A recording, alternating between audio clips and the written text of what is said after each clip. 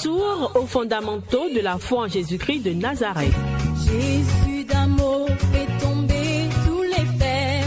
La force est dans le sang de Christ. Je suis fort. Retour aux fondamentaux de la foi en Jésus-Christ de Nazareth, une émission d'enseignement présentée par le pasteur Chrétien Joseph. Plus que vainqueur par le sang. Retour aux fondamentaux de la foi en Jésus-Christ de Nazareth, c'est tous les mercredis de 10h45 à 11h15 sur Radio Évangélique Maranatha. Veux-tu du ciel t'approcher chaque Bonne écoute à vous. jour?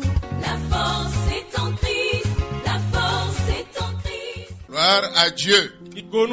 Gloire à Dieu. Vous faites partie des plus heureux de la terre. Parce que vous invoquez le nom qui est au-dessus de tout nom. Le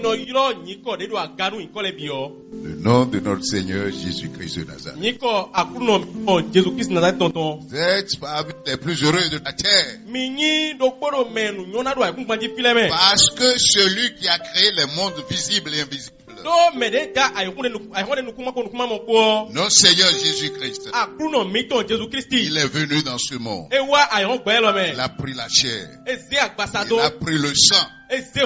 Il est devenu un être humain. Pour pouvoir mourir. Afin que le sang qu'il a versé à la croix de Calvaire, et qui a été présenté dans le lieu très saint, le sang là, en croyant en lui, tu crois en lui, parce que tu as cru en lui, la Bible dit le sang de Jésus nous purifie de tout péché. Amen. Amen. Amen. Amen. Aujourd'hui, je voudrais aller rapidement à l'essentiel. Mais je peux vous garantir quelque chose. Si tu écoutes attentivement ce que je dis, tu seras une nouvelle personne. Au nom puissant de Jésus. Et puisqu'il y a la puissance dans la parole de Dieu, cette puissance de vie impérissable dans la parole de Dieu va te libérer de toute chaîne. Te libère de toute chaîne.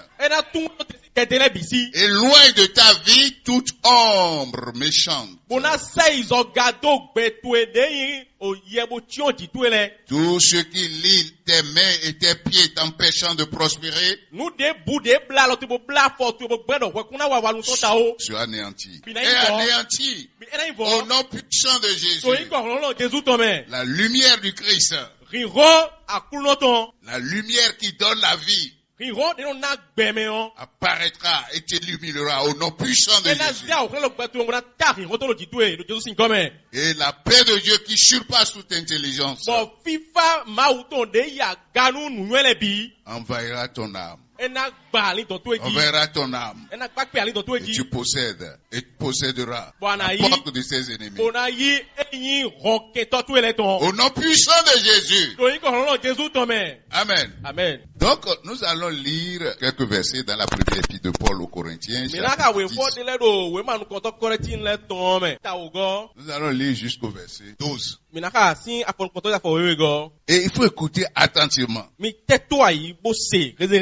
Frères, je ne veux pas que vous ignoriez que nos pères ont tous été sous la nuée. Ils ont tous passé au travers de la mer.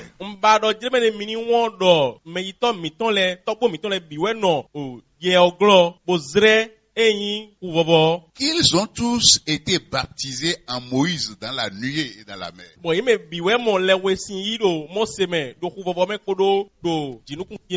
Qu'ils ont tous mangé le même aliment spirituel. Et qu'ils ont tous bu le même breuvage spirituel. Car ils buvaient à un rocher spirituel qui les suivait. Ce rocher était Christ. Mais la plupart d'entre eux ne furent point agréables à Dieu. puisqu'ils périrent dans le désert. Or, ces choses sont arrivées pour nous servir d'exemple, afin que nous n'ayons pas de mauvais désirs comme ils en ont eu. Ne devenez point idolâtres, comme quelques-uns d'eux, selon qu'il est écrit. Le peuple s'assit pour manger et pour boire, puis se levèrent pour nous se divertir. Ne nous livrons point à l'impudicité, comme quelques-uns d'eux s'y livrèrent, de sorte qu'ils en tombèrent 23 000 en un seul jour.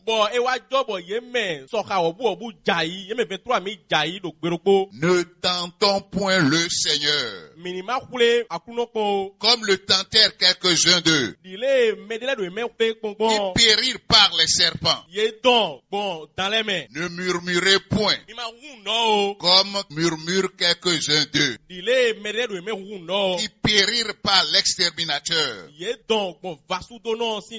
Version. Ces choses leur sont arrivées pour nous servir d'exemple. Et elles ont été écrites pour notre instruction, à nous qui sommes parvenus à la fin des siècles. Ainsi donc, que celui qui croit être debout prenne garde de tomber. Alléluia. Moi, j'aime la parole de Dieu, parce que la parole de Dieu est équilibrée. Quelqu'un m'a posé une question, surtout sur les grands professeurs d'université, les savants de ce siècle. J'avais beaucoup d'amis universitaires. Il y en a qui sont des agrégés. Gloire à Dieu. Alléluia. Mais si Dieu là, le Dieu tout-puissant, c'est-à-dire omnipotent, pourquoi ne peut-il pas sauver les hommes qu'il a créés, en épargnant son propre fils? C'est-à-dire que, pourquoi Christ, son fils unique, doit-il mourir alors qu'il est capable?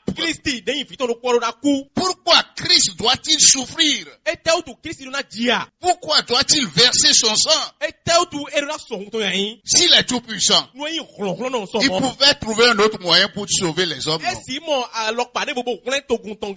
Vous vous êtes jamais posé cette question, non? Vous ne vous êtes jamais posé cette question. Dieu est tout puissant, non? Hein? Il est capable de tout faire, non? C'est pas lui qui a créé l'univers visible et invisible. Tous les êtres sur la terre, les 9 milliards et quelques là, c'est pas lui qui les a créés, qui leur a donné l'intelligence pour construire les villes, les châteaux, les avions, et tout ce que vous voyez là.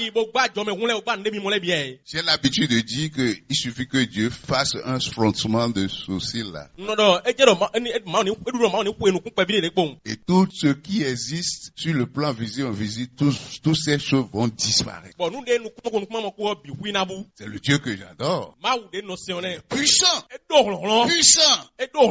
Job a dit, dans le livre de Job, on a dit, la puissance et la terreur appartiennent à Dieu. Alléluia. Alléluia. Amen. Amen. Il dit, ne peut-il pas sauver les gens sans que son fils meure?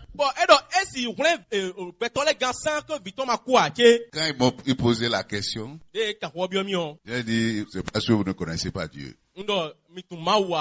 C'est Dieu qui est amour. Amour. Et Jésus-Christ est le fils de son amour. Ou bien, il dit le Père m'aime. Et il me montre tout ce qu'il fait. Il dit, jusqu'à présent, le Père agit. Il cherche Dieu aussi.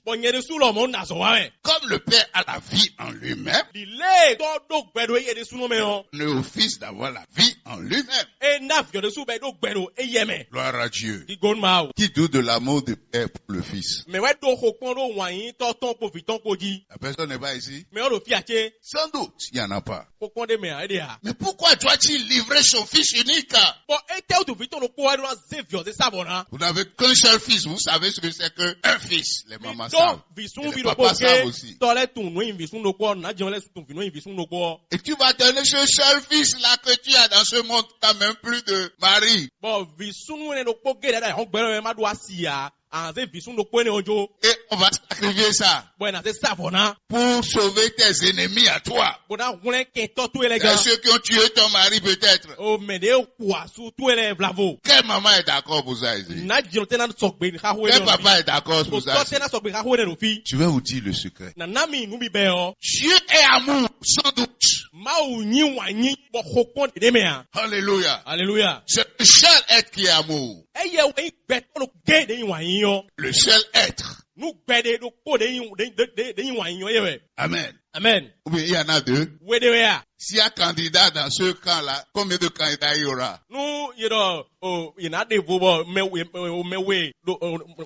Pour être maire dans ça là, maire de l'amour. Gloire à Dieu. C'est Dieu qui est le seul candidat unique et il a passé. En matière d'amour. Maintenant, ce que nous avons lu aujourd'hui montre que notre Dieu, il est aussi justice. C'est ça. Il est justice. Parce que Dieu ne peut pas accepter que celui qui s'est échiné, celui qui a souffert pour avoir quelque chose, et un autre n'a rien fait, et il va prendre ça. Et Dieu va avoir les mêmes yeux, les considérer comme les mêmes personnes. Donc tu es un Dieu juste. Et voici ce qu'il a dit. Le salaire du péché, c'est la mort. Ça n'a jamais changé. Il dit, j'aime aussi. Dieu est amour.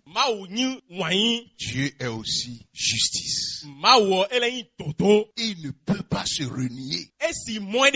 C'est pourquoi le passage que nous donne là donne une image du salut dans l'Ancien Testament. L'Ancien Testament, c'est l'ombre. Dans l'ombre.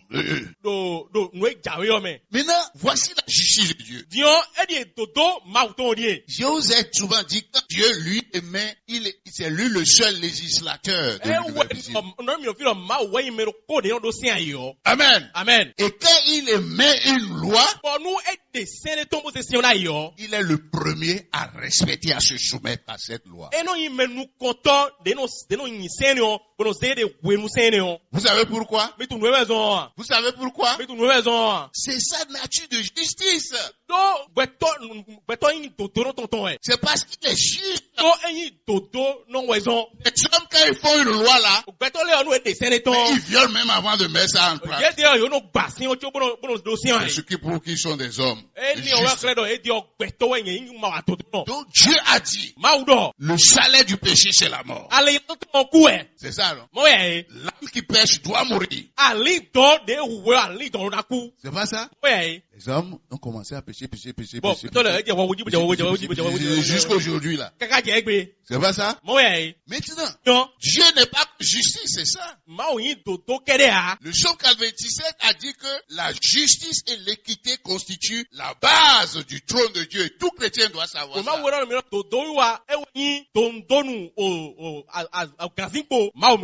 Le trône de Dieu est assis sur la justice et l'équité.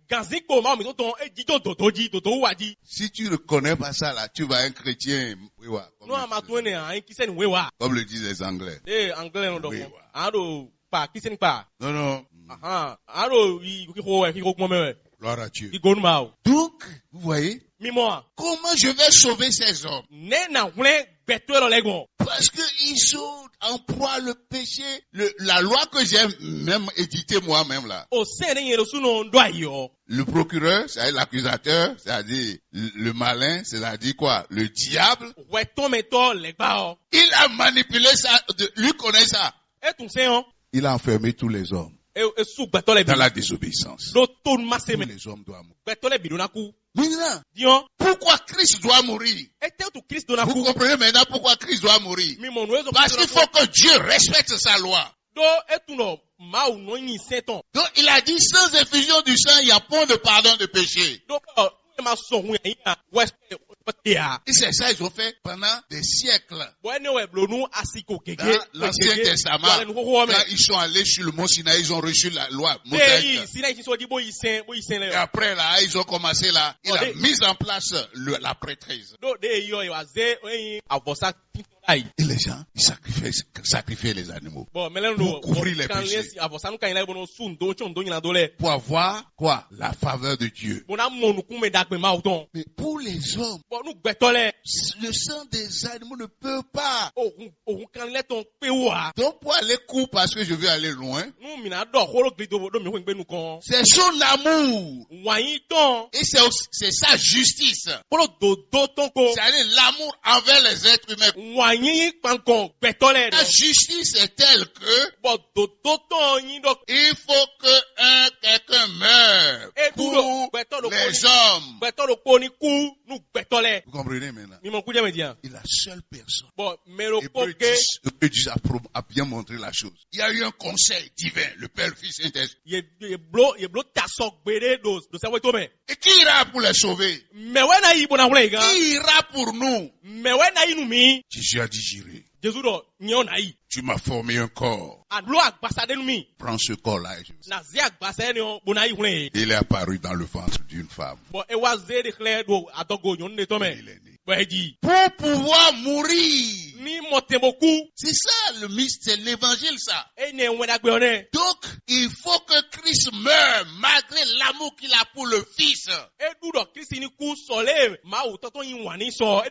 Et c'est sa justice. Et Christ est substitué à toi et moi.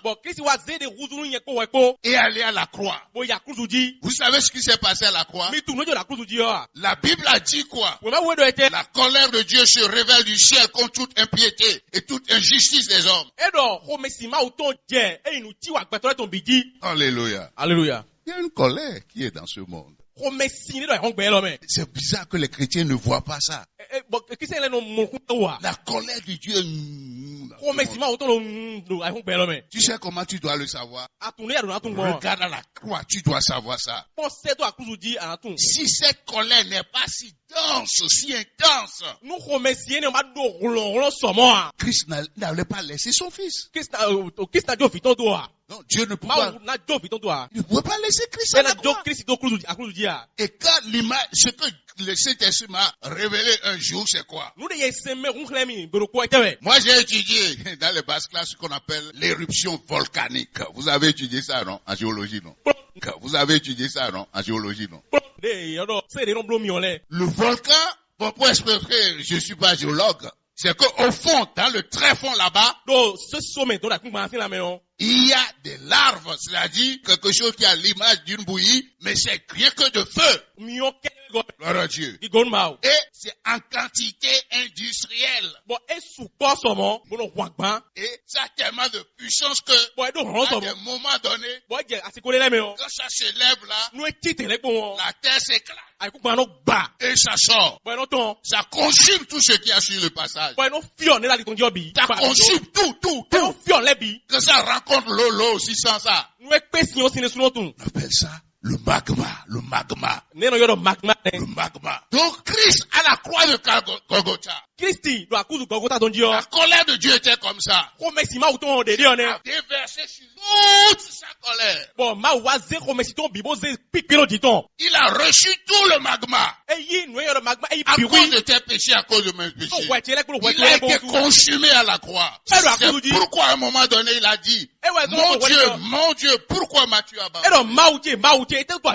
Eli, lama sabachthani. Eli, lama sabachthani. Parce que il passait passer par le feu des exigences de la justice de Dieu. C'est ça, à cause de toi et moi. Comment le fils de l'amour du Père doit passer par ça à la croix? Ça vous montre que le péché est très grave. Grave là, c'est même pas bon. C'est pas assez fort. Gravissime. Gravissime aussi, c'est pas bien. On va dire comme les Coréens disent, c'est gravou. Et ça montre quoi? C'est une colère sur ce monde. Ceux qui n'ont pas accepté Christ là. Maintenant, il parle aussi de toi et moi qui disons que nous sommes chrétiens. En fait, j'étais transporté dans l'évangile. Mais le thème là, voici ce que j'avais pensé. Le risque d'être un chrétien charnel. Il y a un risque. C'est le thème ça. Le risque d'être un chrétien charnel. C'est un risque. Quand tu es un chrétien charnel, il y a un risque pour toi. Tout ce que le passage dit, deux choses pour retenir. Que celui qui est debout prenne garde de tomber. Deuxièmement, il dit, ces choses sont écrites pour nous servir d'exemple. Qu'est-ce qui caractérise un chrétien charnel? La Bible nous a montré trois sortes d'hommes. Mais je vais rester dans ce texte d'abord avant de vous montrer là où on a parlé les trois types d'hommes. Il y a l'homme naturel, c'est-à-dire celui-là qui ne connaît pas Christ. C'est le païen. L'homme naturel. Deuxièmement, il y a ce que nous appelons chrétien charnel.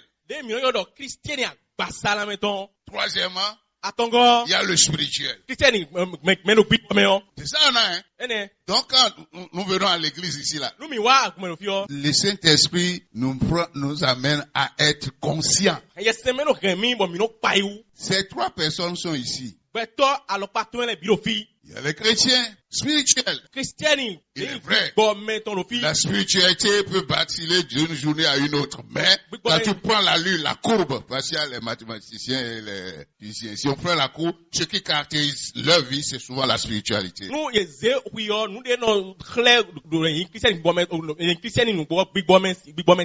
le chrétien spirituel, qu'est-ce qu'il amène on va en parler tout à l'heure. Mais je vais dévancer. Ce qui le caractérise, c'est le fruit de l'esprit. Ce n'est pas parler en langue, ce n'est pas chasser les démons. Non. C'est le fruit de l'esprit qui définit la spiritualité. L'homme naturel et le chrétien charnel. Le problème est que le premier risque que le chrétien charnel court, c'est quoi? C'est qu'on n'arrive pas à le distinguer du non-croyant. Puisqu'ils ont souvent les mêmes comportements.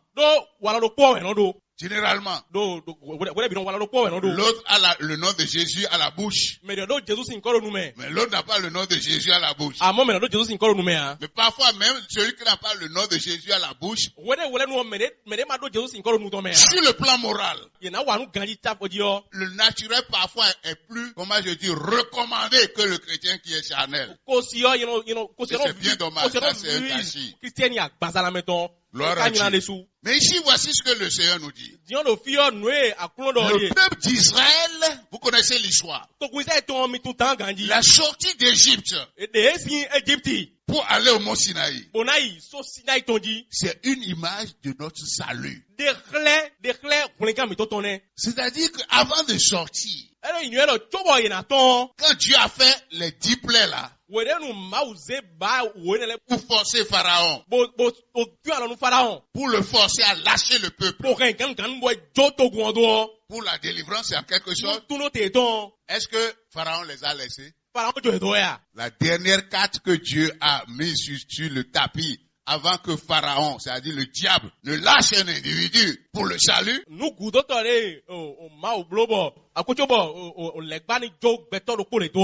grande âme la plus puissante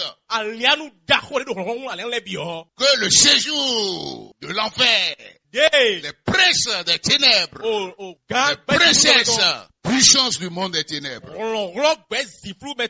à bord, c'est-à-dire, ça leur fait vraiment peur. Vous vous rappelez, l'agneau pascal, le sang de Jésus.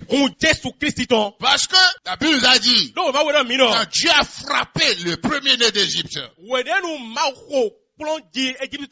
c'est-à-dire quand l'exterminateur a passé, qu'est-ce que Dieu a dit?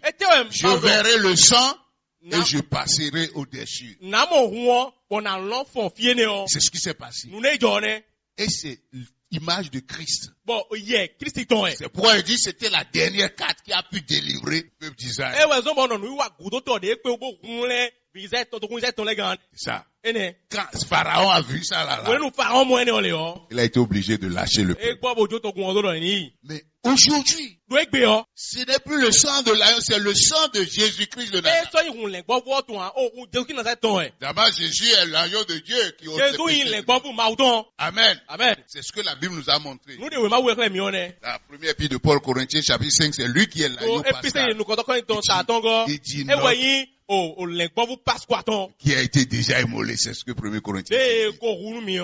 Donc, le passage dit que tous ils étaient sortis. Mais est-ce que tous sont allés sur la terre promise? C'est ce qu'il est en train de dire, c'est pourquoi il faut prendre garde. C'est pourquoi il a dit. Les choses sont écrites pour toi et moi. Qu'est-ce qui s'est arrivé? Qu'est-ce qui est arrivé? Toi et moi, nous devons considérer après notre conversion que nous sommes dans le désert.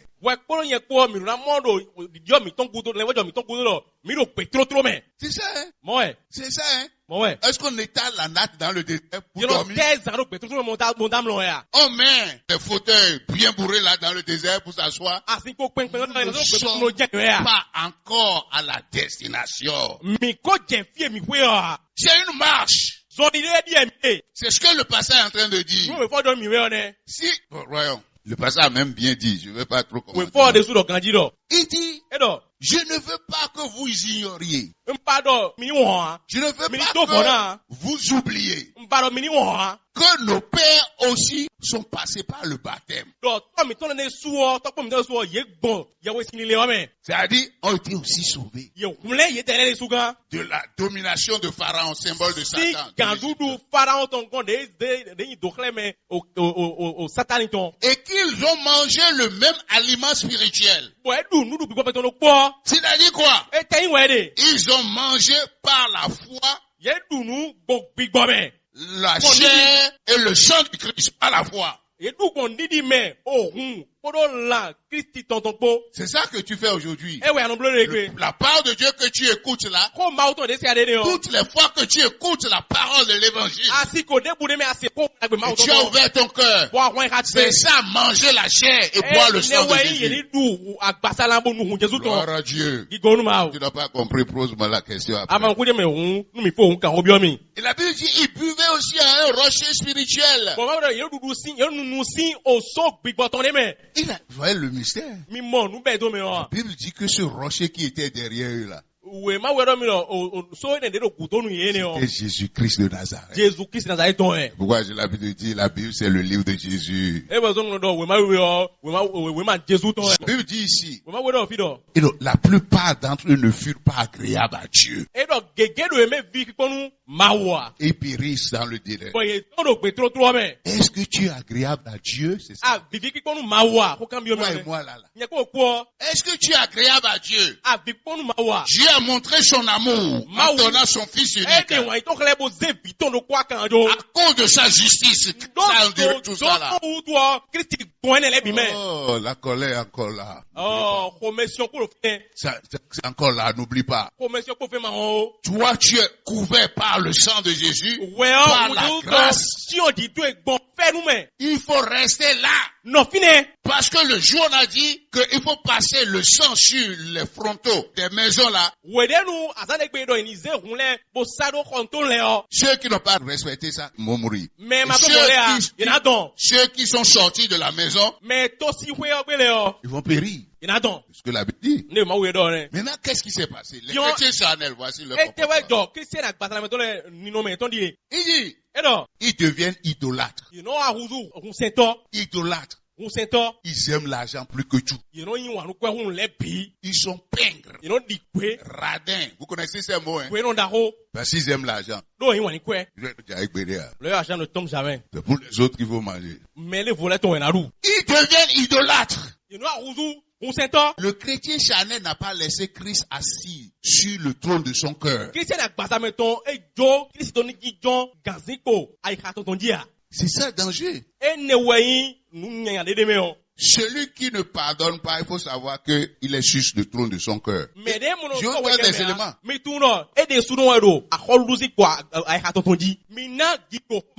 Celui qui ne pardonne pas, il est sur le trône de son cœur.